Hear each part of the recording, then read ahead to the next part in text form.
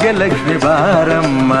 ಕಾಲಲ್ಲಿ ಕಿರುಗೆಜ್ಜೆ ಘಲು ಘಲು ಎಂದಾಗ, ಕಾಲಲ್ಲಿ ಕಿರುಗೆಜ್ಜೆ ಘಲು ಘಲು ಎಂದಾಗ, ಮನೆಯಲ್ಲಿ 100 ವೀಣೆ ನಾದವೊಮ್ಮೆ ಚಿಮ್ಮಲಿ.